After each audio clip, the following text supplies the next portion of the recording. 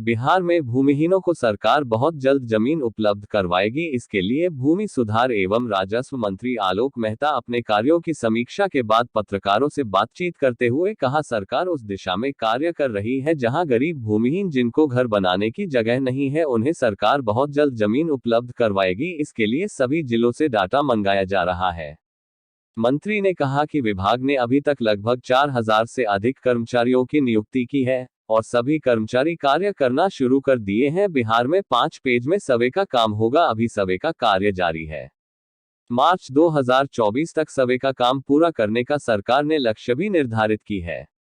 सरकार की प्राथमिकता है कि जिन जिलों में ज्यादा भूमि से जुड़े अधिक मामले हैं उन जिलों के मामले को सर हटाने के लिए सर्वे का काम पूरा कर लिया जाए ताकि जो विवाद है वह समाप्त हो जाए। सर्वेक्षण हो जाए। यह सर्वेक्षण स्पेशल सर्वे है, मतलब विशेष सर्वेक्षण अभियान है जो डिजिटाइज्ड फॉर्म में हो रहा है। एरियल सर्वे हो रहा है। एरियल सर्वे मतलब हवाई जहाज से बिहार की पूरी जमीन का, अभी 20 जिलों में हुआ है, अगले सभी जिलों में हो गया। 38 जिले में हवाई जहाज से जमीन का सर्वे किया गया है, उसका फोटो लिया गया और उस पर आधारित जो नक्शा बनाया गया, जो नक्शा आया और पुराना नक्शा, इन तमाम चीज़ों का एक समझिए कि सबको मिलाकर अंतिम रूप जो इसको दिया जाएगा वो बहुत ज़्यादा प्रिसाइज्ड होगा, जिसमें मतलब मैं कह सकता हूँ कि ज़मीन विवाद जिन कारणों से होता है उन कारणों को थोड़ा कम करने का प्रयास होगा उस मामले में। और यह डिजिटाइजेशन जो है उसके माध्यम से जो अंतिम मैप बनेगा, अंतिम जो उसका नक्शा बनेगा, वह नक्शा एक स्टैंडर्ड होगा, जिस स्टैंडर्ड के हिसाब से मैं समझता हूँ कि डिस्प्यूट्स और कम होंगे। अभी जल्द ही हम लोगों ने फैसला किया है कि जो पुराना नक्शा है उसको हम लोग डोर स्टेप, मतलब घर के दरवाजे तक विभाग के द्वारा पहुंचाया जाएगा और वह ऑनलाइन भी उपलब्ध है। मैंने वो कोई भी आदमी चाहे तो कंप्यूटर का एक बटन दबाकर अपनी ज़मीन का नक्शा, उस गांव का नक्शा, उस मोहल्ले का, जो भी जितना चाहता है उतना नक्शा डाउनलोड करके निकाल सकता है। बिहार में भूमि सुधार और राजस्व कि जितने भी पेंडिंग केसेस उनका निपटारा विभिन्न प्राधिकरणों में जल्द से जल्द करने का इरादा है और उसमें कम से कम समय लगे, इसके लिए हमने विभिन्न तरह के सुझाव दिए हैं। अभी प्राधिकरण कितने हैं, मतलब लगभग सभी कमिश्नरी में प्राधिकरण है। इसमें पटना और भागलपुर दो के जो अथॉरिटी हैं, मतलब जो हाईएस्ट पोस्ट सीजर, उसका एक बना हुआ है गाइडलाइंस, उसी आधार पर होता है। तो हमने भी उस पार्ट को नहीं देखा है और मैं देखता हूँ उसमें जो आवश्यक कार्रवाइयाँ होंगी उसको किया जाए। सही क्वेश्चन। आरोप लगे थे उस समय कि बहुत गड़बड़ियाँ हुई थी, बहुत पैसे लेकर तबादले किए जा रहे थे। जिस समय आरोप लगे थे उस समय आपने प्रश्न पूछा था, सबने जवाब मिला ही होगा, उसको रिपीट करने करना नहीं करना आप निर्णय लेंगे ना। अब निर्णय लेंगे, अभी तो हमने देखा ही नहीं है उस पार्ट को। इशू है सीमांचल एरिया में कुछ जो बॉर्डर एरियाज हैं, जो नेपाल बॉर्डर से जो रोमांस लैंड है, तो वो areas romance land including those areas which are in India, तो वो एरिया में बहुत सारे पक्का हाउसेस दिखे गए हैं। बीजेपी गई थी वहाँ, स्कीम गई थी वहाँ पे, तो pucca houses were built and the inhabitants of those pucca houses they were not having any identity proof, मतलब कि वो लोग कहा जा रहा है कि बांग्लादेश से इन्फिल्ट्रेट करके नेपाल के थ्रू आए हैं।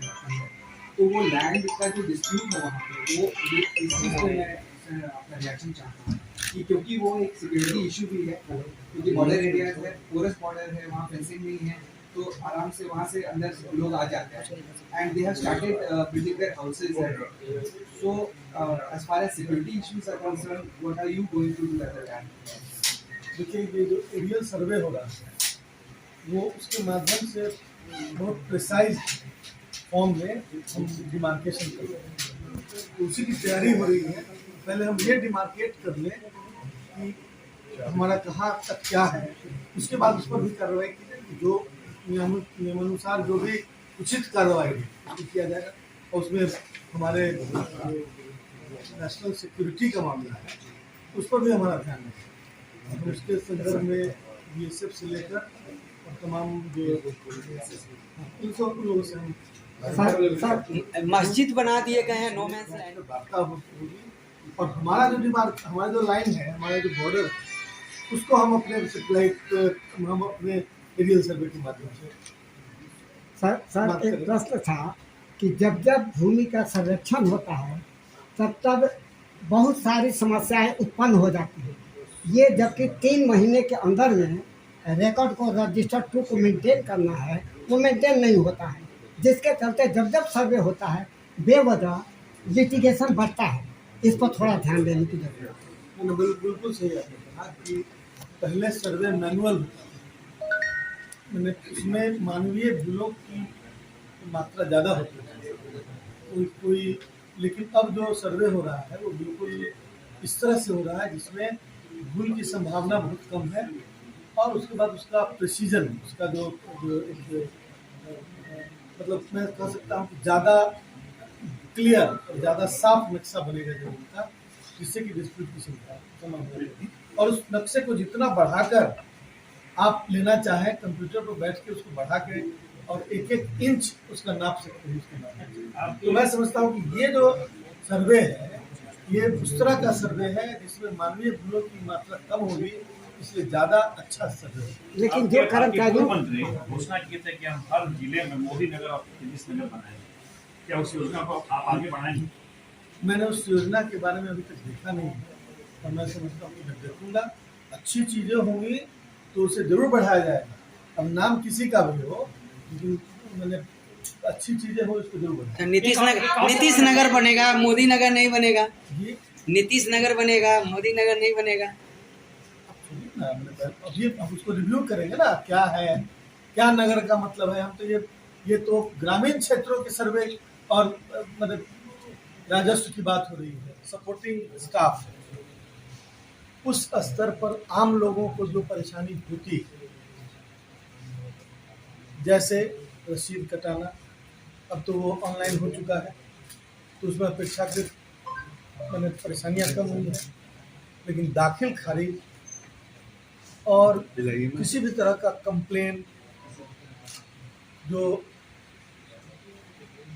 मैं समझता हूँ कि समय, उसके लिए बहुत बड़ा फैक्टर है। जितना लंबा समय चलता है उतना ज़्यादा लोग परेशान होते हैं।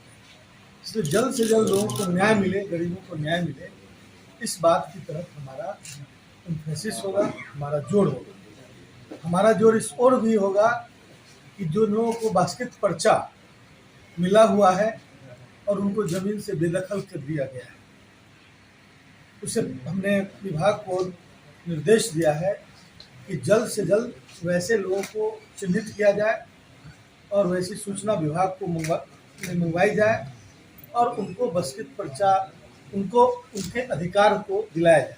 मान लें कि कहीं जल जीवन हरियाली मिशन के तहत कहीं जो पहले से बंदोबस्ती हो चुकी थी वहाँ से विस्थापित करने की बात है, तो उसको प्राथमिकता के आधार पर, चूँकि वो भूमिहीन थे इसलिए बंदोबस्ती हुई थी, उनको प्राथमिकता के आधार पर स्थान मिले।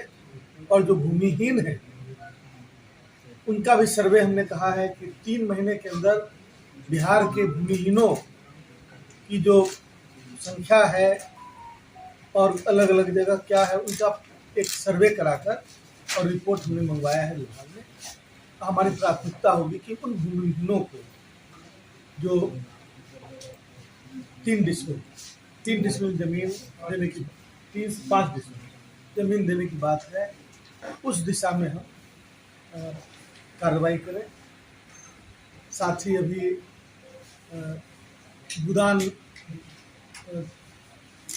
की ज़मीनें जो हैं उनके आइडेंटिफिकेशन और उसके संबंधित एक सारी जानकारी को प्राप्त करने के लिए एक आयोग बनाया गया। उस आयोग का कार्यकाल दिसंबर में पूरा हो रहा है। हमें उम्मीद है कि उस आयोग के माध्यम से विधान की जमीनों का